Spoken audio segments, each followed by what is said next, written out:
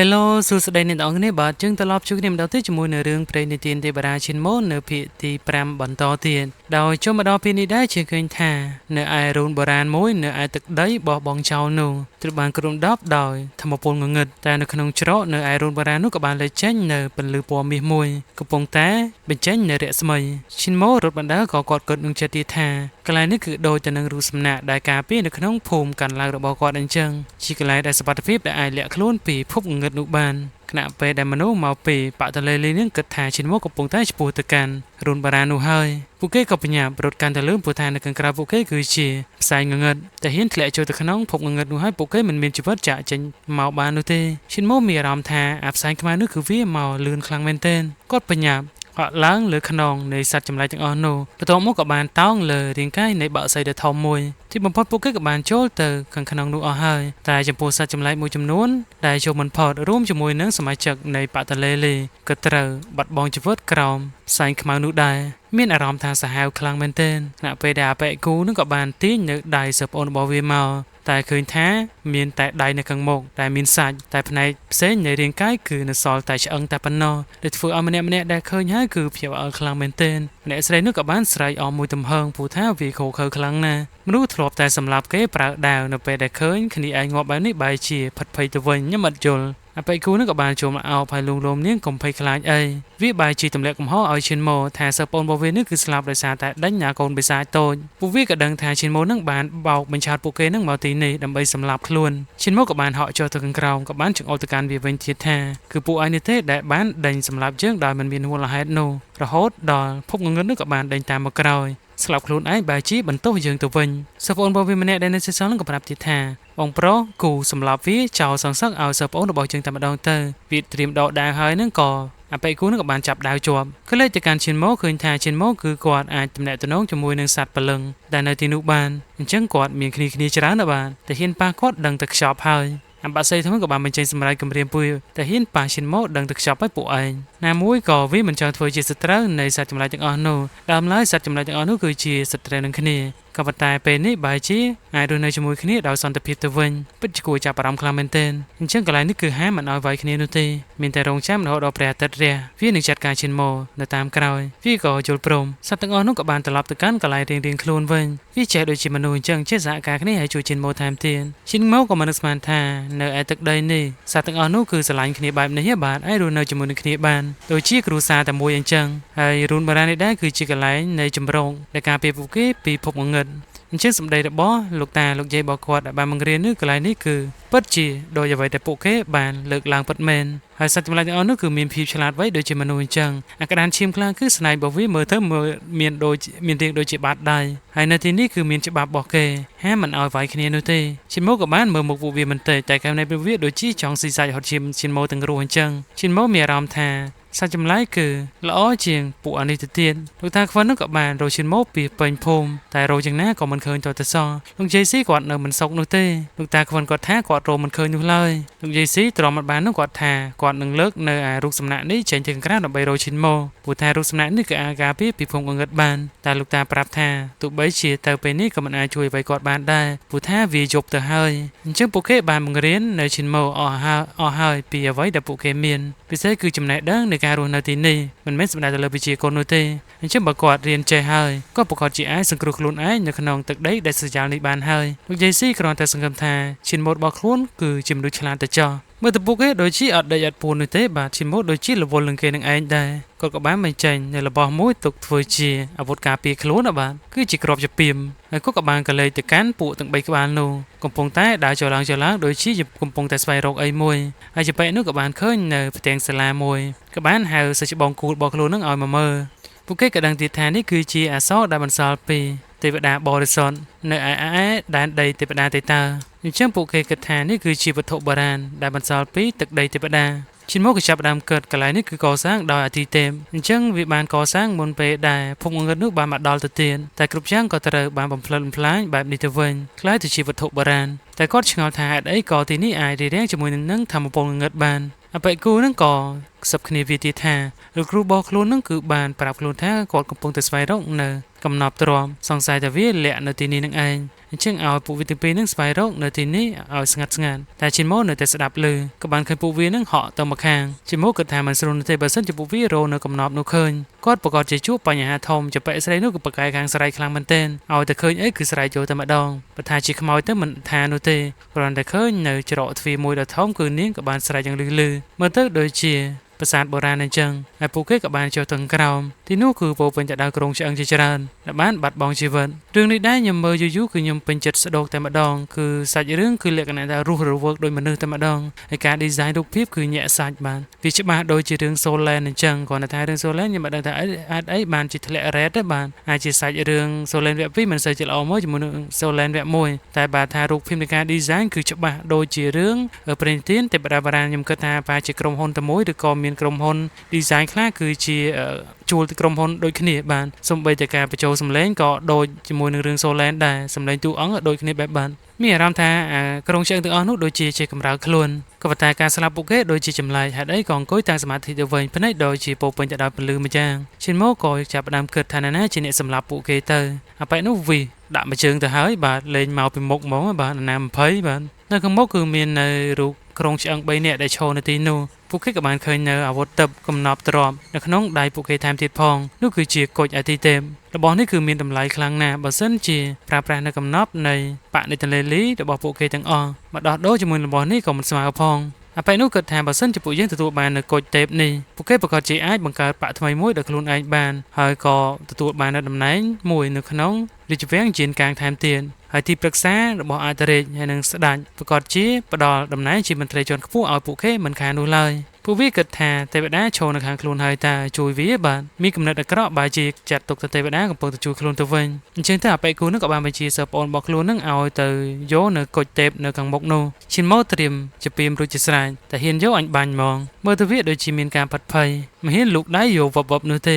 េគឺធ្វើមួយឈិនម៉ូគិតថាវាដូចជាខ្លាចក្រុងឆ្អឹងនេះលូកទៅវាក៏បានដកដៃមកវិញយ៉ាងលឿនវាថារូបក្រុងឆ្អឹងនេះកម្រើខ្លួនពីនោះដូចជាចង់ធ្វើបាបសិស្សប្អូនរបស់ខ្លួនចឹងផ្សេងគឺអបិគូវាមិនហ៊ានទៅប៉ះពាល់ដល់ខ្លួនឯងនោះទេវាថាកុំភ័យអីក្រុងឆ្អឹងនេះស្លាប់ហើយអញ្ចឹងវាក៏បានដើរពីចំហៀងទៅវិញហើយក៏បានលូកដៃយឺតទៅពេលដែលប៉ះនោះក៏ស្រាប់តែលេចចេញនៅសរសៃអ្វីមួយយ៉ាងចាប់ទាញដៃវាឡើងទៅលើអាកាសថ្មពលក៏បានផ្ទុះយ៉ាងខ្លាំងអ្នកទាំងពីរក៏បញ្ញាប់ហក់មកក្រោយយ៉ាងលឿនវាស្រែកឲ្យសិស្សច្បងរបស់ខ្លួននឹងជួយខ្លួនផងសរសៃនោះក៏បានរំរាងកាយរបស់វាសង្កត់មួយទំហឹងរហូតផ្ដាច់ជីវិតនៅកំទេចរាងកាយបែកឈាមពេញនឹងមានអារម្មណ៍ថាសាហាវមែនទែនអ្នកស្រីនោះបានត្រឹមតែបើកភ្នែកដោយការភ្ញាក់ផ្អើលតែប៉ុណ្ណោះឈិនម៉ូមិនហ៊ានលឺមាត់លឺកនោះទេចំបែកស្រីនោះគិតថាឥឡូវពួកយើងសល់តែ2នាក់នោះទេតែពួកយើងបកស្រាយទៅកាន់លោកគ្រូដល់របៀបណាទៅហើយប្រាប់ទៅកាន់ជាបែកស្រីដែលមានឈ្មោះថាសិស្សប្អូនឈិងវាមានឈ្មោះថាឈូហើយស្រីនោះមានឈ្មោះថាឈិងបាទឈូឈិងថាសិស្សប្អូនទាំង3របស់ពួកគេស្លាប់ក៏ដោយសារតែតាមកំចាត់អាកូនបិសាចនោ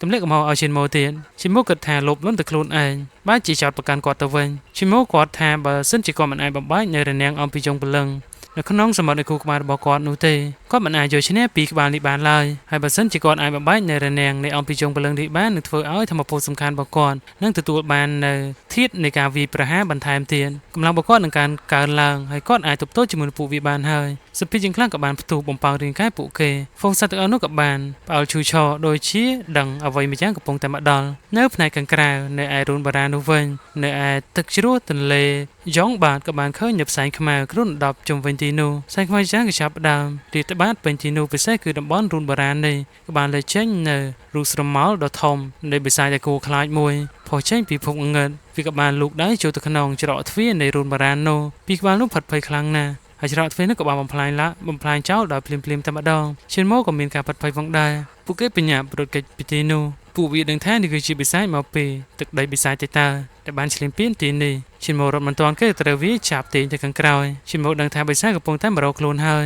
យវាក៏ចាប់ផ្ដើមសូត្រនៅអ្វីមួយយ៉ាងអសរដែលផុសចេញពីសម្លេងរបស់វានោះក៏បានបំប៉ោងនៅព្រលឹងរបស់គាត់ឲ្យចេញពីខ្លួនខ្ទប់ជាមួយនឹងរនាំងនៃអំពីចុងព្រលឹងឈិនម៉ូក្អួតឈាមចេញពីមាត់ថែមទៀតទៅពេលដែលរាងកាយនិងព្រលឹងរបស់គាត់ចូលគ្នាឡើងវិញគាត់ក៏បញ្ញាប់ដកខ្លួនចេញពីទីនេះគាត់មានអារម្មណ៍ថាសម្លេងនៃបិសាចនេះគឺខ្លាចមែនទែនសឹងតែកំទេចនៅព្រលឹងរបស់គាត់បែកខ្ញែកចេញពីគ្នាទៅហើយខណៈពេលនោះក៏រោគនៃក្រុងឆ្អឹងទាំង3ដែលកាន់អាវុធទិព្វនៅក្នុងដៃនោះក៏បានបញ្ចេញនៅពន្លឺឡើង ពីក្បាលនោះក៏ឈរនៅក្បែរនោះដែររោងឆ្អឹងនៅចំកណ្ដាលមួយក៏ប្រែខ្លាយទៅជារាងកាយរបស់អាទិទេពសិរីបរិសុទ្ធម្នាក់ក៏លឺសំឡេងការវិលត្រឡប់មកកាន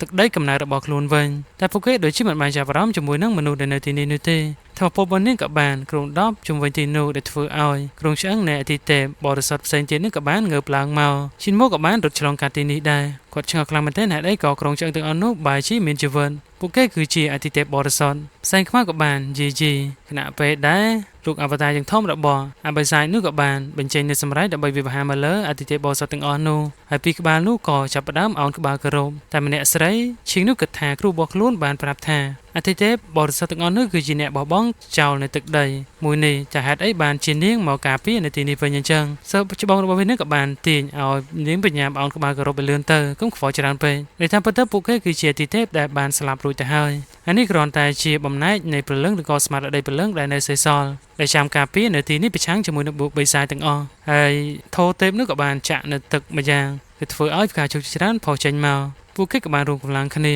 ហើយបង្កើតទៅជាសូរសំឡេងកំពុងតែប្រឆាំងគ្នាជាមួយនឹងសំឡេងរបស់បិសាចរនាំងនៃសំឡេងទាំងពីររុញទៅមកខាងម្នាក់តែមិនដូចជាមានអ្នកណាខ្លាំងជាងអ្នកណាតទៅសោះហើយមិនដឹងថាពួកគេសូត្រភាសាអីនោះទៅឮថាងែងងឈិនមកមានអារម្មណ៍ថាសំឡេងនេះគឺស្តីងទៅនឹងសំឡេងដែលលេចចេញពីរនាំងនៃអំពីចុងព្រលឹងរបស់គ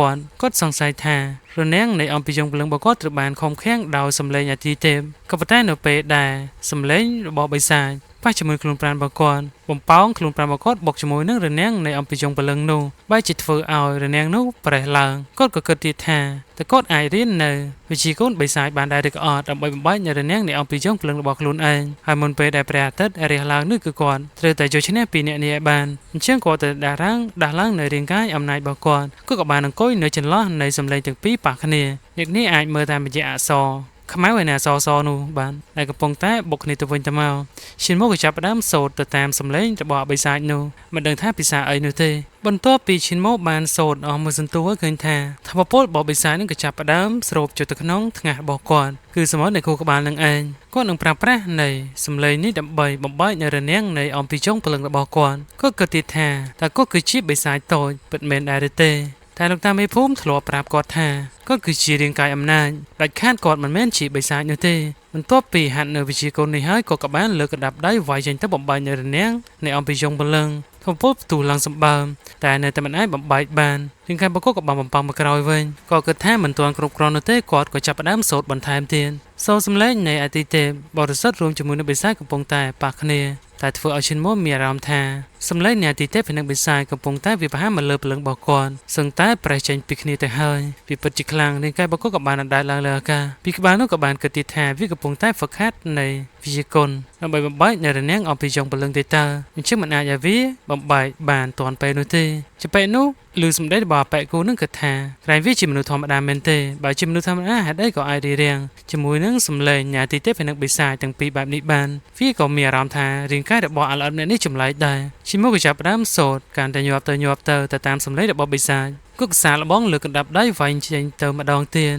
មួយកណ្ដាប់ដៃនេះក៏ធ្វើឲ្យរនាំងនៃអំពីចុងព្រលឹងរបស់គាត់ក៏ចាប់ផ្ដើមប្រេះបាយគាត់ត្រេកអរខ្លាំងមែនទែនគឺថាជោគជ័យហើយក៏លឺសំឡេងនៃអាទិទេពដែលបានសូត្រឡើងគឺចាប់ផ្ដើមជួសជុលនៅរនាំងនោះឡើងវិញក៏ប៉ុន្តែឃើញថានៅពេលដែលវាប្រេះបាយធម្មពលដែលចេញពីអំពីចុងព្រលឹងរបស់គាត់ក៏បានហូរហៀចេញមកចូលទៅក្នុងរាងកាយរបស់គាត់ក្នុងពេលនោះឈិនមកមានអារម្មណ៍ថាស្រស់ស្រាយកម្លាំងរបស់គាត់ក៏បានកើនឡើងផងដែរបន្ទាប់មកក៏ច្រកដែលបានប្រេះបាយនោះក៏បានជួសជុលឡើងវិញដោយខ្លួនឯងឈិនមកមានការភ្ញាក់ផ្អើលខ្លាំងមែនទែនហេតុអីក៏ទៅជាបែបនេះទៅវិញគាត់គិតថាកម្លាំងរបស់គាត់គឺមិនទាន់គ្រប់គ្រាន់នៅឡើយនោះទេអញ្ចឹងគាត់នឹងវាយម្ដងទៀតដើម្បីបំបែកនៅរនាំងនេះដាក់ត្រឹមតែមួយស្នៀតយកតែម្ដងគាត់ក៏ចាប់ផ្ដើមប្រមូលផ្ដុំនៃធម្មពលទឹកដែលតំណាងឲ្យធម្មពលសំខាន់របស់គាត់វាទៅកឹងមុខសាជាថ្មីខណៈពេលនោះក៏ព្រះសូរិយានឹងក៏បានរះឡើងមកល្មមឈិនមុខក៏បានបើកភ្នែកឡើងវិញអបិសាចនោះភ្ញាក់ផ្អើលជាខ្លាំងរាងកាយរបស់វាក៏បានដុតដោយសារតែកម្ដៅព្រះអាទិត្យវាព្យាយាមដកខ្លួនចេញពីទីនោះរាងកាយរបស់វាក៏បានអាលីបាត់ពីទីនោះទៅក៏ប៉ុន្តែមិនទាន់ស្លាប់ទាំងស្រុងនោះទេរាងកាយអាទិទេពបរិសុទ្ធទាំងអស់នោះក៏បានចូលមកខាងក្រោមវិញហើយក៏បានប្រែក្លាយទៅជ